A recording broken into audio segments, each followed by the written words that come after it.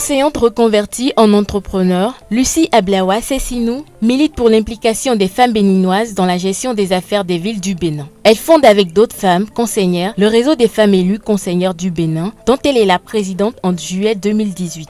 Elle est la première maire de la commune de Kétou en 2003 au cours de la première mandature de la décentralisation au Bénin, l'aube des élections municipales de 2002. Lucie Ablawa Sessinou est une femme politique béninoise et maire de la commune de Kétou, élue sur la liste du parti politique béninois Union progressiste au cours des élections municipales de 2020. C'est à ce titre que nous la recevons sur notre plateau de Politiquement féminin de ce jour.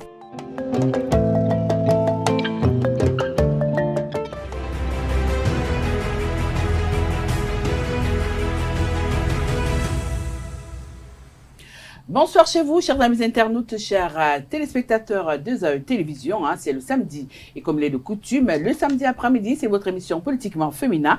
Ce samedi, nous allons parler de décentralisation. Quelle est la participation de la femme qui, mieux que la mairesse de la commune de Kétou, pour en parler avec nous cet après-midi. Bonsoir, Madame le maire. Bonsoir, Madame la journaliste. Alors, Madame le maire, notre émission est articulée avec plusieurs sections. L'entretien, ce sera avec moi tout à l'heure. Et vous aurez droit à votre goûter du samedi après-midi où vous aurez droit à un duel entre vous et le Louve et la Louve. Donc là, cet après-midi, Madame, vous avez suivi la brève présentation que nous avons faite de vous. Est-ce que ça a été bien rendu? Qu'est-ce qu'on a omis de mettre? Donc, vous avez la parole. Merci beaucoup, Madame la journaliste. Je voudrais vous remercier et remercier toute votre équipe pour le travail que vous faites pour rendre visible l'image de la femme en politique. C'est d'autant nécessaire que cela peut donner envie à d'autres femmes, tant que vous valorisez les quelques-unes qui essayent de se battre depuis quelques années. Et je pense que c'est vrai, vous n'avez pas menti. J'ai été élue conseillère communale en 2002 et nous avons été installés en 2003. Mais ce qui a accroché un peu dans votre présentation, c'était qu'en 2003-2004, j'ai été première adjointe au maire. D'accord. Donc, le premier maire a rejoint le royaume des cieux après 1 an d'exercice. Et étant sa première adjointe au maire d'alors, j'ai dit vraiment, je ne voudrais pas occuper son poste. Donc, l'équipe dirigeante a allé chercher un autre qui était un CA d'arrondissement pour le positionner maire. Mais 1 an après encore, celui-ci devait démissionner de par sa convenance personnelle. Donc, d'office, en 2005, j'ai pris les rênes de la gestion de pouvoir à Kétou. Voilà. Alors, et j'ai exercé de 2005 à 2009. D'accord. Voilà. Alors, dites-nous un peu, Madame le maire. Non, je préfère toujours féminiser. Alors, dites-nous un peu, Madame la mairesse, quelle est l'actualité communale de votre commune? Et comme actualité au niveau de ma commune, nous sommes en train d'élaborer, de valider d'autres plans de notre développement communal de 4e génération. Et nous avons aussi fini d'élaborer notre SDAC et nous sommes actuellement sur l'élaboration de plans de contingence. Je dis tout ça pour vous expliquer que pour mieux développer une commune, mieux gérer son espace communal, il ne faut pas naviguer à vue. Si il ne faut pas naviguer à vue, il faut nécessairement élaborer les plans qui nous permettront de gérer au mieux l'espace et aussi les ressources de notre commune. C'est ce qui a fait que nous avons élaboré tous ces documents qui sont en fait des documents de planification de notre commune. Alors, dites-nous un peu, généralement, il y a des personnes qui ont du mal à comprendre l'essence même de la décentralisation. Vous qui êtes quand même un acteur de la première heure, parce que vous vous êtes retrouvé dans le secteur de la décentralisation au début de cette aventure dans notre pays. Alors, dites-nous un peu, comment est-ce que vous pouvez définir la décentralisation afin que même les plus petits puissent comprendre de quoi cela retourne? Merci beaucoup, Madame la journaliste. La décentralisation, c'est le simple fait de constater le transfert du pouvoir de l'État central à la base. Le transfert de pouvoir accompagné du transfert des ressources à la base. Avant, tout se décidait et tout se planifiait au niveau central. Mais à l'aide de la décentralisation, nous avons vu que les communes ont pris réellement leur autonomie financière, dotées d'un budget propre et des ressources propres pour essayer de réaliser les infrastructures pour le mieux-être de leur population. Vous dites, vous êtes finalement doté d'un budget en bonne et due forme. Donc, ce cri lancé par un de vos collègues il y a encore quelques années au Palais de Congrès, remettez-nous notre budget, c'est effectif maintenant au niveau des communes? Oui, la seule différence qu'il y a, c'est que techniquement, ce sont le personnel technique qui travaille aujourd'hui sur l'élaboration du budget. Et le secrétaire exécutif qui est le bras technique et qui manage tout l'ensemble du travail technique qui se fait sur un budget, c'est eux qui le font. Mais les grandes orientations, c'est le politique qui le fait. Donc, c'est en tant qu'élu, en tant que maire, c'est nous qui donnons les grandes orientations et c'est nous encore qui validons les propositions. Et c'est nous encore qui suivons l'exécution de ces propositions que nous avions faites dans le budget. Donc, Madame la maire, en quelque sorte, vous avez toujours la même mise. Parce que on se rappelle que lorsque cette réforme structurelle nous a été présentée, il y avait certaines craintes aussi bien de la part des maires et même des populations. Aujourd'hui, sur ce plateau, vous voulez nous dire que vous rassurez vos populations que malgré la présence des secrétaires exécutifs, vous avez toujours la main. Il y avait plus de peur que de mal. Aujourd'hui, techniquement, je dis bien techniquement, la réalisation d'un budget sur le côté technique se fait par le secrétaire exécutif à travers son personnel technique. Mais les grandes orientations, tout ce que nous devons faire pour notre commune, toutes les prévisions, tout ça, c'est le maire et le politique qui le prévoit. Et c'est le conseil de supervision aussi qui étudie tout ça et le conseil communal valide. Donc, et le secrétaire exécutif n'est là seulement que sur le plan technique. Tout le reste, c'est l'élu qui prévoit ce qu'il faut pour sa population. Et c'est nous encore qui faisons le suivi et le contrôle de tout ce que le secrétaire exécutif mène comme activité technique au sein de notre localité. Alors, en tant que femme, est-ce que c'est facile pour vous de gérer tous ces muscles masculins-là au niveau du conseil communal? Oui, nous sommes deux femmes. Je suis la mère et il y a une femme CA au niveau de Kétou Centre. Je pense que actuellement, je n'ai pas grande difficulté parce que l'expérience aussi a joué. Lorsque vous avez fait beaucoup d'années, puisque depuis 2002, j'ai été toujours élu, réélu encore jusqu'à ce jour. Comme quoi, respectons les gens qui ont vécu. Les gens qui sont ancrés en politique. Tout à fait. D'accord. Soit comme première adjointe au maire, soit comme présidente de commission affaires domaniales et environnementales de Kétou, ou soit comme maire, une fois ou deuxième fois maire. Donc, l'expérience aussi pèse beaucoup dans le travail que je fais. Et aujourd'hui, nous arrivons à gérer quand même au mieux les ressources humaines qui sont les conseillers, qui ne sont pas très faciles, mais quand vous vous appuyez sur les tests de la République, je pense qu'il y a du calme.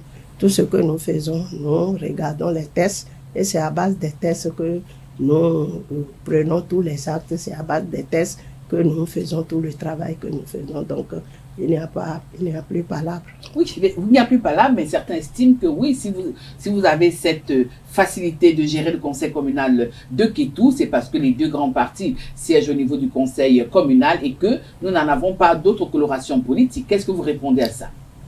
Non, mais il y a, vous savez, les problèmes d'intérêt sont ceux-là qui sont ces problèmes qui amènent trop d'ébullition dans les conseils communaux. Comme aujourd'hui, le maire n'est plus ordonnateur du budget. Le maire ne gère plus les marchés. Parce que c'est ces choses qui faisaient que beaucoup de conseillers pensaient que le maire avait beaucoup de facilité ou beaucoup d'intérêt. Aujourd'hui, il n'y a plus tout ça, selon les tests, que les conseillers aussi comprennent. Mais si ça ne va pas, les quelques conseillers qui sont parmi nous et qui ne sont pas de la majorité, et même ceux qui sont de la majorité, avec l'honnêteté intellectuelle et aussi l'amour de la commune, sont obligés de dire au maire, si ça ne va pas, de lui dire la vérité. Donc, ce n'est pas pour ça que tout est rose et que tout se passe sans, comme les lettres à la poste. Ce n'est pas ça. Mais nous arrivons à tenir le coup. Alors justement, tout à l'heure, vous avez dit que vous, au niveau du conseil communal, vous êtes deux femmes, c'est-à-dire vous qui êtes le patron en chef et une autre dame qui est CA. Alors, dites-nous un peu, hein, comme tous les secteurs d'activité, comme tous les secteurs dans notre pays, celui de la décentralisation n'échappe pas aussi à la sous-représentativité des femmes au sein des instances de prise de décision. Alors, dites-nous un peu, pourquoi cet état de choses? Parce que il y a vous, il y a la maire de Kondi. On constate qu'il y a très peu de femmes. Il y a aussi la maire de Tofo. Voilà, 3 femmes. 3 femmes sur 77 communes. Attendez. C'est très peu. Donc, nous sommes aussi conscients que il y a du travail à faire. Il y a du travail à faire, mais ça ne remonte pas d'aujourd'hui. Vous savez très bien que nous avons un passé, nous avons une histoire. Nous avons un environnement qui continue de jouer contre nous. Et au niveau de nos communes, vous savez très bien que le régime patriarcal est toujours là et qui s'impose. Il y a par exemple chez moi, il y a des femmes, elles sont des enseignantes, elles veulent bien aller à la politique, mais le mari dit non, moi je ne veux pas que tu y ailles. Et elles se replient. Soit c'est la belle-mère qui ne veut pas, soit c'est quelqu'un qui ne veut pas. Donc, il y a encore vraiment ces petits problèmes qui continuent de constituer un handicap pour l'émergence de la femme en politique. Il y a aussi nos tabous qui continuent, qu'on veuille ou non, tapisser dans l'ombre, qui continuent quand même de jouer encore contre la femme. C'est dit que certaines personnes continuent de penser que la politique, c'est l'affaire des hommes. Parce que notre environnement politique aussi ne donne pas très envie à certaines femmes de s'y mêler. Parce que lorsque la politique est devenue un espace de reine, de coups bas, Oui, mais c'est pas nouveau, hein? Ça a toujours existé. Ça a toujours existé, mais beaucoup de femmes ne supportent pas. Et même si la femme veut s'essayer, il y a le mari qui dit, ah, ce terrain-là, ce n'est pas facile. Hein. Mais vous êtes là. Même nous, on est là. Oui, vous êtes là. Vous n'avez pas fait un miracle. Nous, on est là parce que nos épouses, moi particulièrement, mon époux me soutient. D'accord. Parce que lorsque vous avez le soutien de votre époux, vous avez le courage d'avancer. Et l'époux et aussi la famille. Si vous avez votre famille et la famille biologique et la famille, et la belle famille qui vous supporte et vous encourage, je pense que c'est beaucoup plus facile pour la femme. Quand ces deux familles biologiques et choses sont contre la cession d'une femme, c'est très difficile pour la femme d'y aller. Si une femme dit, moi je vais y aller quand même, c'est que des fois, ça aboutit à des divorces ou ça aboutit à des mésententes de tout genre dans le foyer, et puis etc., etc. Vous savez ce qui peut s'en suivre. Alors, dites-nous, depuis 23 ans, nous sommes en plein dans la décentralisation dans notre pays. Quelle a été la partition des femmes? C'est vrai, vous l'avez dit, elles ne sont pas nombreuses qui s'essayent, mais qu'est-ce que vous avez apporté? Je pense que depuis 20 ans et quelques, il y a quand même une avancée. L'avancée, c'est qu'à la première mandature, il n'y a que 44 femmes ou 45 femmes élues communales, maires, adjointes au maire, CA, etc. La mandature suivante, on a eu 66, mais actuellement, il y a 79 femmes qui sont élues. Nous avons bien sûr 3 femmes maires. On n'a pas eu beaucoup de femmes maires, mais il y a quand même un grand nombre de femmes élues conseillères au niveau de toutes nos communes du Bénin. Nous avons assez d'adjointes au maire, nous avons des femmes CA et voilà. Donc le travail, c'est peut-être de faire en sorte que on puisse positionner assez de femmes maires. C'est là le tout se joue au niveau des partis. Le tout se joue au niveau des partis. C'est pour ça que nous travaillons aussi pour la scolarisation des filles, pour que les filles aussi puissent émerger, et les quelques-unes qui ont émergé aussi, qui sont devenues docteurs, des grands cadres, actuellement ne veulent pas aller s'essayer à la base. Elles préfèrent rester, je veux poste de ministre, ou je veux poste de direction, ou je veux, etc., DG, etc. Mais aller sur le terrain pour aller affronter les hommes qui se battent pour diriger les communes, aller les affronter. Ces quelques femmes cadres-là n'ont pas encore l'ambition de le faire. Nous sommes en train de les encourager, les quelques-unes avec qui nous côtoyons. On les encourage à dire, bon, voilà qu'aujourd'hui, il y a des maires qui sont des docteurs, il y a des maires qui sont des colonels, il y a des maires qui sont ceci et cela. Vous voyez, quand la femme qui n'a pas leur niveau doit vraiment les affronter, si elle n'a pas une certaine expérience, c'est très très compliqué. Parce qu'elles manqueront d'arguments pour pouvoir séduire, pour pouvoir attirer l'attention des hommes, à moins qu'il y ait une volonté politique, telle que ce que le chef de l'État a fait tout récemment. Nous le saluons vraiment. La gratuité des femmes députées? Des femmes députées. Si vous reconnaissez que c'est une gratuité? Bon, elles n'ont pas véritablement mouillé le maillot pour se retrouver de ce côté-là. Elles ont mouillé le maillot. Comment? Même si... À côté de vous, qui avez été élus sans que cette loi-là ne vous profite, vous estimez qu'elles ont mouillé le maillot? Comment? Expliquez-nous ça. Bon, on ne les a pas posées là. On ne pouvait pas les poser là. Elles étaient sur la liste des candidatures comme tout le monde. Donc, c'est là où ça n'a pas bien travaillé. Il y en a qui ont échoué. Il y en a qui ne sont pas passées. Ce n'est pas toutes les femmes qu'on a positionnées comme l'a proposé les tests, qu'il y aura une femme au niveau de chaque circonscription électorale. Il y a des femmes qui sont positionnées, mais qui ne sont pas passées, qui ne sont pas députées.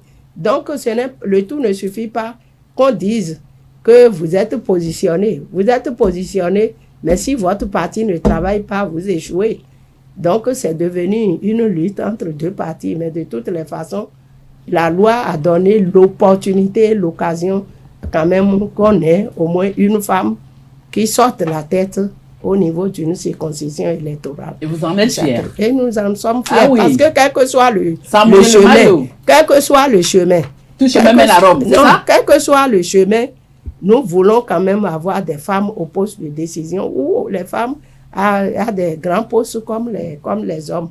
C'est nécessaire. Dès qu'elles sont là-bas, elles vont toujours apporter leur contribution, elles vont toujours apporter leur mot dans tout ce qui se passe.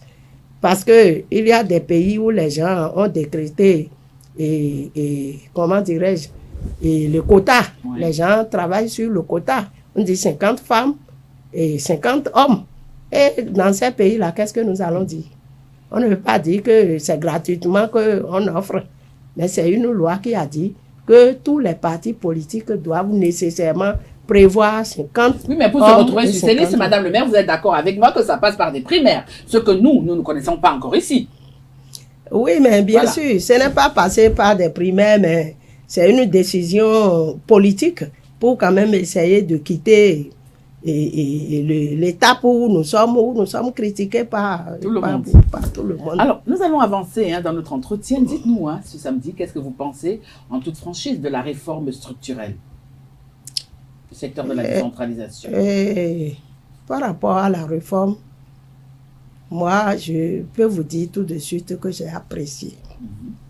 J'ai apprécié les réformes, pas parce que je veux plaire à quelqu'un, mais quand vous avez été responsable à la tête d'une mairie dans le temps passé, vous pouvez comprendre aujourd'hui que les réformes sont salutaires. Parce que premièrement, les maires étaient surchargés. Parce que maire, politiquement, et selon la loi, le maire peut être une personne qui sait seulement lire et écrire. C'est ce que la Constitution dit. Mais aujourd'hui, nous savons qu'il faut aller au-delà. Mais politiquement, le maire n'est pas forcément un technicien qui doit vraiment travailler sur les dossiers techniques ou regarder, quand même juridiquement, regarder tout ce qui se fait de façon vraiment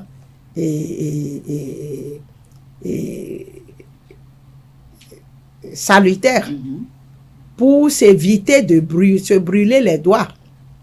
Parce que vous avez vu, dans le bon vieux temps, il y a des maires qui se sont retrouvés dans des situations ingérables. Parce que ils n'ont peut-être pas bien contrôlé ce qu'on leur a amené à signer. Peut-être que des gens ont voté même des choses pour lesquelles ils ne doivent pas apposer leur signature, etc. Ou les gens n'ont même pas compris les documents qu'on vient poser sur leur table. C'est pour ça que séparer le pouvoir technique du pouvoir politique, moi j'ai apprécié. Parce qu'aujourd'hui, au moins, on a un personnel qui s'occupe de tout ce qui est techniquement élaboré au niveau de la commune. Et nous avons aussi le temps de gérer nos aspects politiques. D'accord. L'autre côté que je voudrais dire aussi, c'est qu'avant, il y a la politisation. Il y a des gens qui t'ont élu.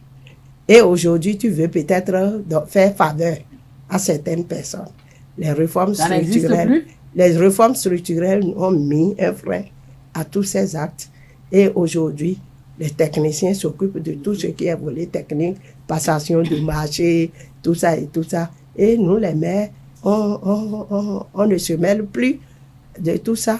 Et puis, chacun est dans son rôle. Voilà. Et chacun a son attribution propre. D'accord. Et je pense que moi, je suis très fière et je salue cette réforme-là. Alors, vous saluez la réforme aujourd'hui en votre qualité de mairesse de la commune de Kétou. Dites-nous, sur une échelle de 9 à 20, où situez-vous aujourd'hui le développement de la commune de Kétou? Et je peux vous dire que apparemment, les citoyens pensent que les réformes ne font pas avancer les communes. Je dis apparemment. Parce que c'est un début. Et le début de toute chose est difficile. Nous sommes en train de préparer. Et le développement aussi, c'est comme la cuisine. Il faut mettre au point certaines choses avant que le repas n'arrive sur la table. C'est vous dire que je vous avais parlé tantôt de tous les documents de planification que nous sommes en train d'élaborer. Avant, nous n'avons pas le SDAC, par exemple, mais le SDAC, nous l'avons élaboré. nous sommes en train de réfléchir pour élaborer aujourd'hui notre plan communal, notre plan agricole au niveau de notre commune, puisque notre commune est à 80% agricole. Donc, c'est pour vous dire que la vision aujourd'hui est très claire, que toutes les communes travaillent surtout sur la mobilisation des ressources. Avant, nous le faisons, mais pas avec le sérieux que nous constatons aujourd'hui. Aujourd'hui, toutes les communes s'échinent pour mobiliser les ressources afin de pouvoir réaliser les infrastructures pour leur communauté. Alors, et ça, c'est salutaire pour nos communes. Alors, dites-nous un peu, hein, après plusieurs années, hein, la commune de Kétou s'est dotée d'un PDC. Qu'est-ce qui bloque réellement le décollage de la commune de Kétou? Bon, je ne peux pas dire que quelque chose bloque le décollage. Vous voyez, une commune, c'est beaucoup d'actions. Nous avons des indicateurs que certaines choses se réalisent, mais tout ne peut pas se faire au même moment. Nous travaillons sur des projets et tant qu'il reste à faire, c'est comme si, je ne dis pas rien n'est fait, mais c'est comme s'il reste à faire. Qu'est-ce qui a changé? En quoi la réforme a changé quand même la commune de Kétou? Est-ce que ça vous a permis d'être... Moi, je peux vous dire que le premier point de ce qui a changé à Kétou, c'est la question de sécurité. Nous avons un plan local de sécurité à Kétou et pour mettre en œuvre, nous avons besoin des ressources de l'État, des partenaires, etc. Et ce que l'État a mis en place aujourd'hui, la police républicaine, qui travaille beaucoup par rapport aux questions de sécurité à Kétou. Aujourd'hui, ils ont démantelé les réseaux, tout ce qui se passait à Kétou. Je crois que nous sommes en train de maîtriser la situation. Donc, les réformes sont là parce que, quel que soit le développement souhaité, s'il n'y a pas la sécurité, c'est que rien n'est fait. Quelle est la relation qui existe entre vous, la première autorité de la commune de Kétou et les associations de développement? Nous travaillons en parfaite harmonie. La belle preuve est qu'il y a seulement quelques jours, nous sommes assis, on a réfléchi à comment sensibiliser les communes qui se trouvent sur nos limites. Vous savez qu'entre-temps, c'est des guéguerres, toujours entre Kétou Savert, entre Pobé et Kétou, etc., entre Zanya 2 et Kétou. Aujourd'hui, nous travaillons avec les associations de développement pour sensibiliser les communautés et pouvoir apporter quand même des solutions à tout ce qui se passe. Donc, et associations de développement et exécutif communal, nous travaillons dans la main parce que nous visons le même objectif. Avant de mettre fin à notre entretien, Madame le maire, dites-nous un peu, vous avez dit tout à l'heure que Kétou c'est une commune essentiellement agricole. Comment est-ce que vous gérez la transhumance, cette question-là qui est très récurrente au niveau des communes agricoles dans notre pays? Et la question des transhumantes est une question importante. Et ce que nous arrivons à faire aujourd'hui, en dehors des projets que l'État est en train de mettre en œuvre pour pouvoir canaliser un peu les dérives, c'est que nous respectons les textes. Et nous sensibilisons les éleveurs, les agriculteurs à une cohabitation pacifique.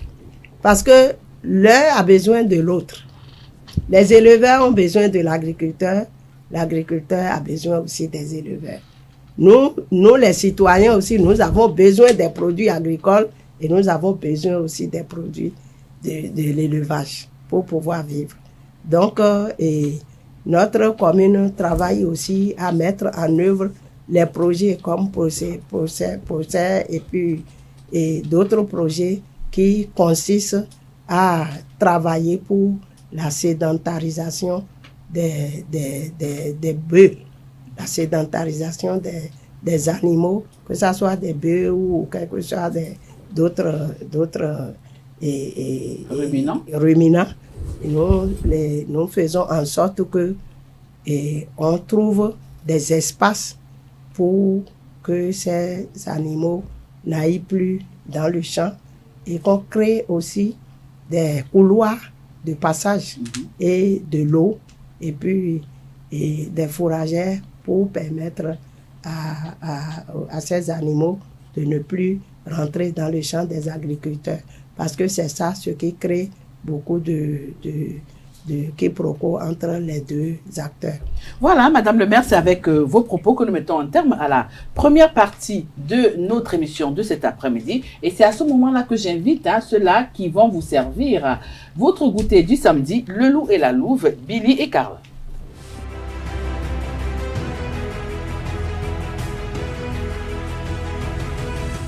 Le duel de cet après-midi va opposer notre invité à Carles et Billy. Alors, Billy, je vous laisse, Madame le maire, mais ramenez-la entière. Hein. Vous avez vu, je ne l'ai pas trop bousculé. Donc, Billy, tu as la parole. Merci, Tatiana.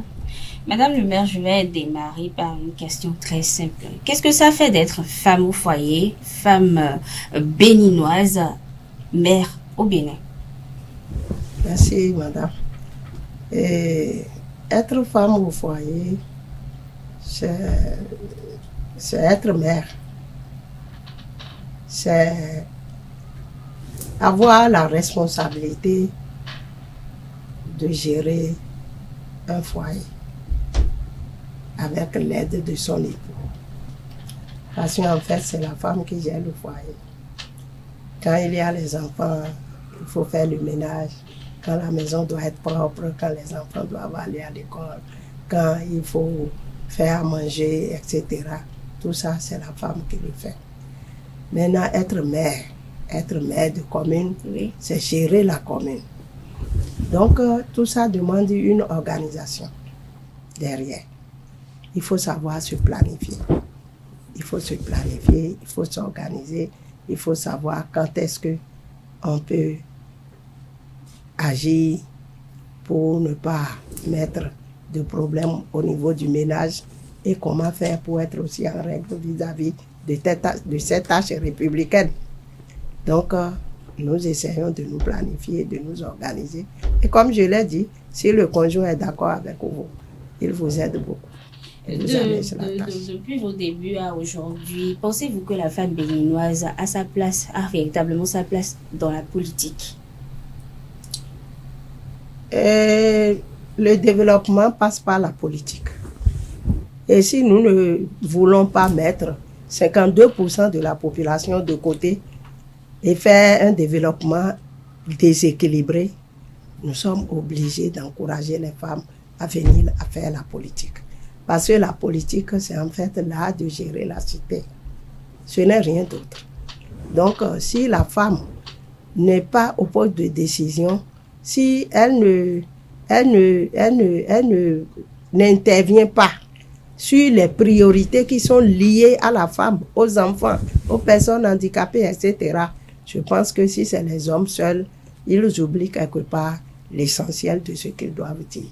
C'est pourquoi il est nécessaire et fondamental que la femme trouve sa place en politique, puisque juridiquement et sur le plan constitutionnel, nous avons les mêmes droits. Il n'y a pas une place en politique qui soit réservée pour quelqu'un et pas pour l'autre. Nous avons tous les mêmes droits. Donc la femme peut, bien sûr, trouver sa place en politique comme l'homme aussi. Madame le maire, je vous ai suivi depuis le début de cet entretien et je vous avoue que si j'étais un des lecteurs de Kétou, j'aurais voté pour vous parce que vous parlez posément et vous avez des arguments qui convainquent vraiment et vous avez vraiment le sens de répartie dans tout ce que vous dites. Et ça fait quand même 21 ans que vous êtes aux affaires. Et qu'est-ce que vous faites? 21 ans, c'est pas peu. Les enfants qui sont nés à 21 ans peuvent déjà être mères à votre place. Bien sûr. Qu'est-ce que vous faites pour qu'il y ait beaucoup plus de femmes dans la commune de Kétou qui puissent quand même prendre le relais quand vous serez un peu plus fatigué? Merci. Et je voudrais, avant de vous répondre, remercier le chef de l'État. Parce que je me suis présentée, je ne sais pas, j'ai dit que je suis la présidente des femmes élues du Bénin. Si je suis la présidente des femmes élues du Bénin, c'est que nous sommes allés vers le chef de l'État pour lui dire, nous voulons préparer la relève. Aidez-nous à préparer la relève. Ce qu'il a fait, il nous a aidés à commencer un travail qui est déjà fait dans cette commune actuellement et la commune de Kétou aussi en a bénéficié. Le projet de mise en place des jeunes filles et femmes élites en devenir dans les communes. Ça voudra dire que nous identifions 50 ou 55 femmes dans chaque localité, surtout les localités qui n'ont pas encore connu assez de femmes conseillères ou du tout. Nous identifions les femmes qui ont déjà le niveau universitaire et qui ont de 18 à 30 ans. Et nous les sélectionnons sur des critères bien définis. Et ces femmes, nous les formons et nous les mettons en réseau. Et quand on les met en réseau, nous les présentons maintenant à l'exécutif communal qui prend un arrêté pour les impliquer dans toutes les tâches communautaires et aussi dans les opportunités d'emploi. C'est ce que nous faisons. Donc ces femmes, nous les mettons en réseau, elles sont enregistrées, elles sont inscrites au journal officiel et elles peuvent voler de leurs ailes. Il y en a déjà qui travaillent avec certains partenaires, donc elles apprennent à faire l'exercice par la pratique. Ça veut dire que au niveau des tâches communautaires, la salubrité, et le partage des moustiquaires imprégnés, la santé communautaire, ces femmes-là sont les premières que nous prenons en compte au niveau de notre commune. Ça les renforce et elles se rendent visibles pour que le jour où elles vont intégrer un parti politique, elles sont déjà connues par la population parce que la population ne choisit que celles qu'elles ont connues. Si une femme est déjà habituée à les aider à mettre au propre le marché, une femme est déjà habituée à les sensibiliser sur les bons comportements, le jour du choix des candidats, c'est les populations même qui disent que si vous nous amenez quelqu'un de Cotonou, nous, on ne va pas prendre. Si on présente cette femme-là, les populations savent qu'elle est proche d'elle, elle est utile déjà pour les communautés. Donc, elles vont porter leur choix sur celle-là. C'est ce que nous faisons actuellement pour préparer la relève, afin que tout doucement, on puisse céder la place aux plus jeunes pour qu'elles prennent le leadership. J'aime bien, c'est une proposition, c'est une idée, mais je la trouve très discriminatoire parce que déjà, vous prenez les femmes qui ont un niveau universitaire et vous les préparez à diriger les autres demain, alors que nous avons les mêmes droits, hommes et femmes, tout le monde a le même droit. Je trouve que c'est très discriminatoire déjà entre les femmes et maintenant entre les hommes et les femmes, c'est encore plus discriminatoire. Mais cela n'empêche, c'est la formule que vous avez trouvée. Espérons que cette formule puisse plus porter. Mais là, tout de suite, je suis préoccupé par un autre sujet, c'est la cherté de la vie. Aujourd'hui, tout le monde crie, vous êtes mère, vous êtes femme au foyer, personnellement. Et à titre personnel et au titre de votre mandat, qu'est-ce que vous faites pour que dans la commune de Kétou, parce que vous avez dit qu'aujourd'hui, il y a l'autonomie, les mairies c'est bien et tout. Qu'est-ce que vous faites pour juguler cette cherté de la vie dans votre environnement immédiat? Merci beaucoup.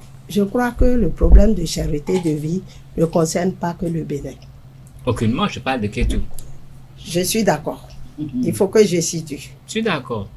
Ce n'est pas seulement le Bénin, ni seulement Kétou.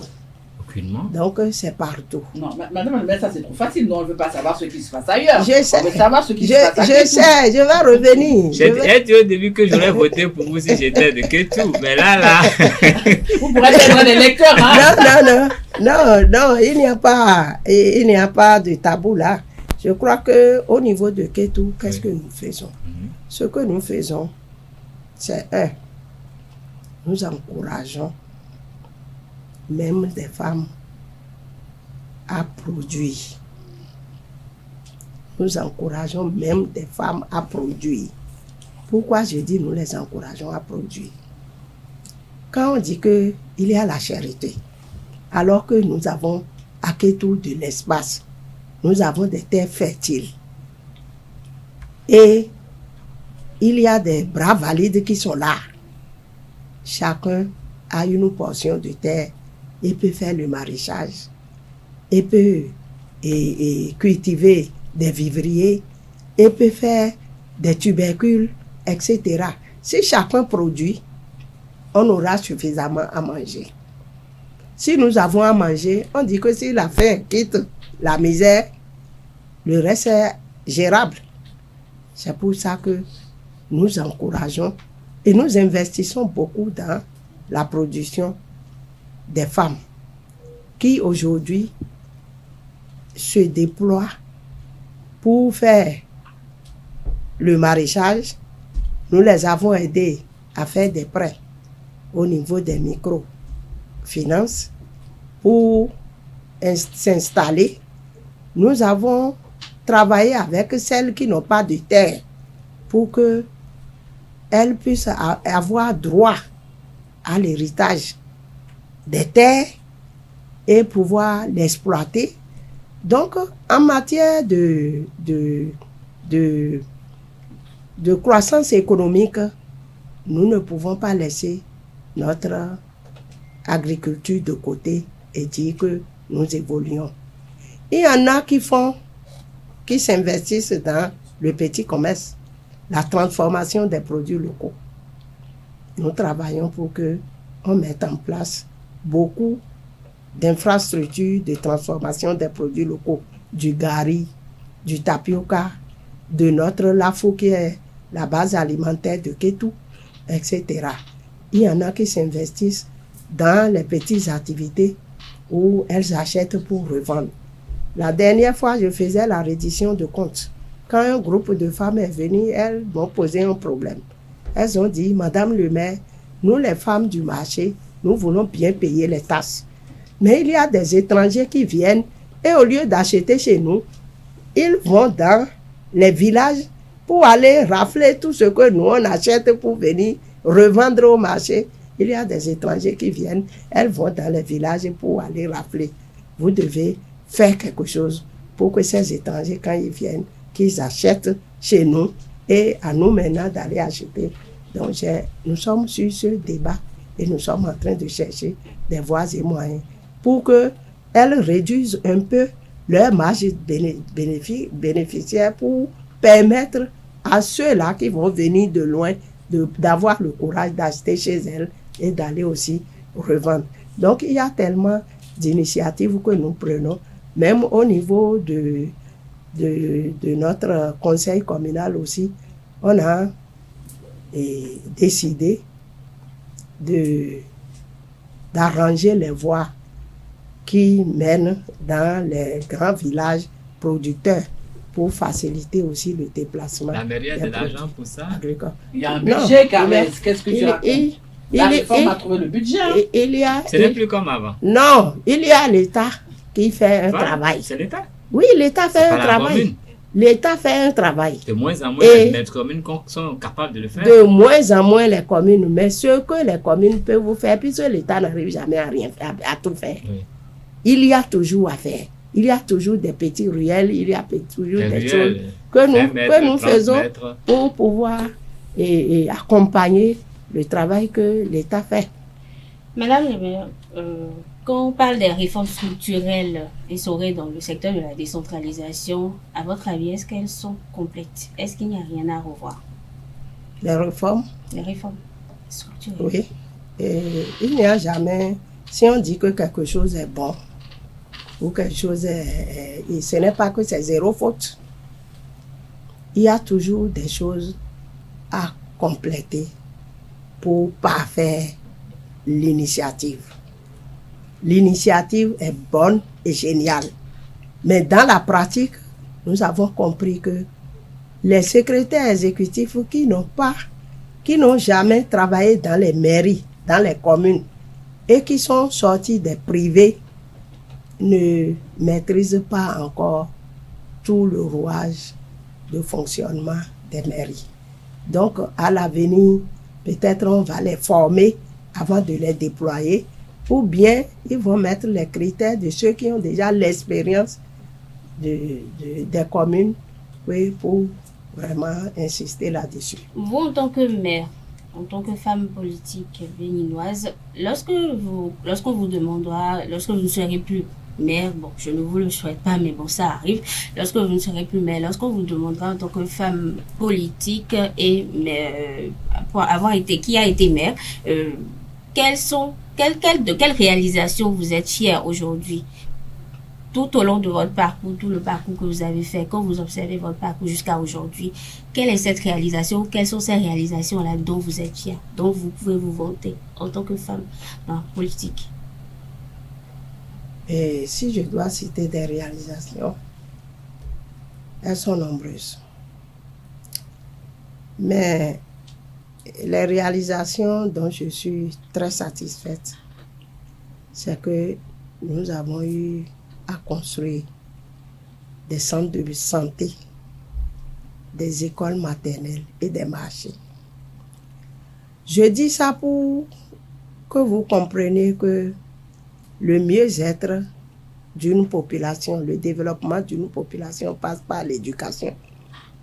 Donc, les écoles que nous construisons peuvent servir à nos enfants, les centres de santé pour nos mamans et les malades, et puis les marchés pour l'économie de la femme. Puisque généralement à Kétou, les hommes ne sont pas nombreux à aller s'asseoir au marché. C'est plus nos femmes qui font les petites activités de commerce. Donc nous avons beaucoup investi dans ces secteurs-là. Et aujourd'hui, nous sommes fiers d'avoir quand même fait un grand pas. À votre avis, une femme présidente au Bénin, est-ce que c'est possible? Une femme présidente au Bénin. Présidente de la République. Présidente de la République au Bénin. Est-ce qu'on peut y croire? Non, dites la vérité, hein, Madame le maire. Non, c'est notre mentalité qui font qu'on ne peut pas y croire. Sinon, rien n'est impossible. Les femmes ont aujourd'hui les mêmes capacités de gestion que les hommes. Mais il faut les Dans la favoriser théorie. pour qu'elles soient nombreuses à Il faut que le verdict populaire, il faut que l'ensemble des communautés accompagnent cette initiative. Si nous voulons, nous pouvons y arriver. On peut donner 10% aux femmes avant de démarrer la présidentielle, par exemple, comme on a permis à des femmes de devenir députées. On n'a pas besoin de 10%. Si nous sommes sincères au Bénin, nous y arriverons. D'accord, Madame le maire, vous avez effleuré la question des SE tout à l'heure. C'est une question qui me préoccupe énormément parce que j'ai vu des SE qui ont démissionné à gauche. J'ai vu des SE qui se sentent mal dans leur peau. Et apparemment, je crois que la question des SE doit être un vrai problème pour les maires parce que, à entendre les commentaires, ça ne permet plus aux maires de s'enrichir entre griffes et ça crée d'autres problèmes. Vous, personnellement, quels sont les rapports que vous entretenez avec votre SE et que pensez-vous qu'on doit faire véritablement pour que la mayonnaise puisse vraiment prendre de façon à ce que les SE ne soient pas un problème pour la communauté? J'avais dit tantôt que il y a des SE qui n'avaient pas l'expérience du travail dans les communes. Parce que de loin, les gens pensent que les communes sont faciles à gérer. Ah ouais, c'est pas facile. De loin, les gens pensent que les communes sont faciles à gérer. Mais gérer une commune, ce n'est pas comme un ministère où le budget est déjà là et puis les cadres sont déjà là. Non, ce n'est pas ça. Gérer une commune, c'est vous-même qui allez tout planifier et c'est vous qui allez chercher les ressources pour le faire.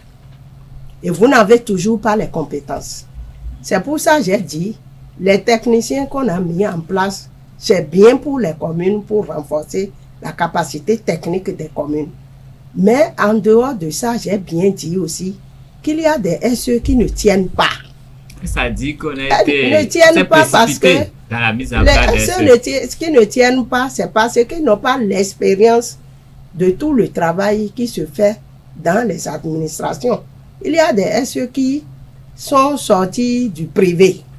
Lorsque vous sortez du privé et que vous êtes le SE, c'est vous qui allez coordonner tout ce que vos services techniques font. C'est souvent difficile. Donc, nous, les maires, au départ, quand on a vu que les SE sont venus et que c'est les techniciens, nous nous sommes dit, on a gagné. Mais tout de suite, on a compris que si on les laisse seuls, ça ne peut pas aller. C'est comme ça. Chaque maire a pris son destin en main, commencer à vraiment les sensibiliser sur ce qui doit être fait, etc. Et avec les formations que le centre de formation Céphale et organise, et aussi la cellule organise aussi des formations en ligne. Je pense que tout commence à rentrer dans l'ordre. C'est pourquoi j'ai dit le début de toute chose est difficile. Mais si on y croit, on travaille à cela pour que tout puisse rentrer dans l'ordre. Mais si vous aviez le pouvoir de décider, quelle décision preniez-vous pour que ça puisse vraiment marcher aujourd'hui? Non, si le pouvoir de décider, c'est de voir qui sont ceux qui ont déjà l'expérience de la chose et de les identifier pour les faire passer par le critère de sélection. En revenant au thème, je vous pose une dernière question. Selon vous, c'est quoi l'impact de la femme? Quel est l'impact de sa participation dans la décentralisation? L'impact de la femme? De sa participation, sa présence. La présence de la femme a un impact remarquable. Remarquable. Parce que lorsque vous êtes femme, vous avez déjà, et que vous avez le leadership nécessaire, vous pouvez capter beaucoup de ressources auprès des partenaires. Parce qu'aujourd'hui, les partenaires s'investissent beaucoup dans le travail de la femme, dans l'économie de la femme. Et l'État aussi fait beaucoup à travers les ministères qui s'occupent de la microfinance, de ceci et de cela. Je pense que si vous êtes femme, vous pouvez économiquement impacter votre localité. Et si vous avez le pouvoir économique, je pense que tout le reste peut s'acheter. Merci. Voilà, merci à vous, Billy, et à Carles. Nous sommes arrivés à la fin de notre émission de ce samedi. Mais avant de partir, Madame le maire, Carles a coutume de rendre fidèlement les propos de l'invité. Carles. Merci Tati. Madame Lucie Ablawa Sessinou, vous êtes le maire de la commune de Kétou, vous êtes membre du parti Union Progressiste Le Renouveau. Vous êtes dans les affaires de la mairie depuis 21 ans, depuis 2023. Vous avez été premier adjoint. Depuis 2003. 2003, oui, sorry. 21 ans, premier adjoint au maire, et responsable des affaires domaniales et puis maire. Et vous êtes resté scotché à votre fauteuil de maire depuis 16 années. Et vous nous avez fait comprendre que la participation des femmes s'améliore dans la gestion des communes parce que vous êtes passé d'un score de 45 à 66, puis à 79 actuellement. Actuellement, il y a 3 femmes maires au Bénin. La maire est Madame Soglo Bibiane, la demoiselle de Tofor, la maire de Kandi et vous-même, Madame Sessinou. Et vous vous réjouissez des actions que le gouvernement mène aujourd'hui en faveur des communes. La décentralisation est déjà un fait réel et le gouvernement essaye d'accompagner. Et aujourd'hui, on peut remarquer que le transfert de compétences est une réalité au niveau des communes. Et avec l'avènement des SE, on a mis à votre disposition les techniciens qu'il faut pour que ça marche. Mais vous auriez souhaité que ces techniciens aient un peu plus d'expérience pour que tout se passe comme cela se doit. Vous saluez véritablement les réformes structurelles qu'il y a eu au niveau des communes parce que vous pensez, avec votre expérience, qu'aujourd'hui, ça vous permet de mieux gérer les affaires de la commune. Et vous estimez que les femmes aujourd'hui ont besoin d'être accompagnées pour pouvoir assurer la relève des femmes en matière de politique. Et personnellement, vous avez estimé que le problème de la transhumance, c'est une question d'organisation. Organisation en dehors de tous les tests qui sont pris. Et il faut qu'au niveau de chaque commune, on puisse aménager des espaces pour d'abord pour le bétail, des endroits où on pourra abreuver les animaux, des couloirs pour que les animaux puissent passer, étant donné que éleveurs et agriculteurs ont besoin l'un de l'autre. Vous saluez véritablement toutes les réformes qui ont été prises aujourd'hui et vous estimez que ça permet d'avancer. Et je crois que c'est en bref ce que vous avez dit sur ce plateau cet après-midi. Et je ne sais pas si j'ai été fidèle. Madame le maire, a-t-il été fidèle? Bien sûr. Votre mot de fin. Je voudrais vraiment remercier toute l'équipe de SAE. Et ça fait un moment, on est en train de s'appeler et puis je ne trouvais pas le temps de venir jusqu'ici pour l'émission. Je ne savais vraiment pas quel serait l'intérêt et tout ça. Mais quand je suis venue découvrir ce que vous faites ici, c'est extraordinaire et je voudrais vous féliciter. Merci, madame. Parce que la femme qui travaille dans son cocon habituel ne pourra jamais se rendre visible tant que des actions que vous menez ne soient menées en sa faveur. Pour rendre la femme visible, c'est toujours à travers des actions pareilles, des émissions pareilles que la femme on pourra sortir l'image de la femme et montrer réellement à la face du monde ce qu'elle fait et ce qu'elle vaut. Et cela aussi, ça peut faire école, ça peut permettre à d'autres qui veulent entrer en politique de s'inspirer, de prendre un peu de leurs conseils pour pouvoir avancer. Je voudrais vous remercier une fois encore et dire que l'État fait beaucoup pour les communes, mais l'action complémentaire des communes aussi est nécessaire. C'est pour ça que les réformes, dans son plan, dans sa notation sur les performances des communes, a mis l'accent sur la mobilisation des ressources propres. Puisque tant qu'il n'y a pas de ressources, on n'y peut rien. Aujourd'hui, l'État fait beaucoup, mais les routes en matériaux précaires, quand il pleut, une fois, ça se gâte. Quand on passe et après il pleut, c'est encore un éternel recommencement. Donc les mairies doivent se doter des moyens pour pouvoir rendre facile l'accès d'un point à un autre de leur population et en tout temps et en toute occasion. Merci infiniment à vous. Voilà, chers amis internautes, nous sommes arrivés à la fin de notre émission Politiquement Féminin de cet après-midi. Je puis déjà vous dire que vous avez passé haut la main cet examen parce que connaissant le loup et la louve, ils vous ont marmonné cet après-midi, mais la prochaine fois, vous aurez droit à des missiles sol-air. Merci de nous avoir reçus chez vous. Retrouvons-nous le samedi prochain pour une autre actualité sur Politiquement Féminin.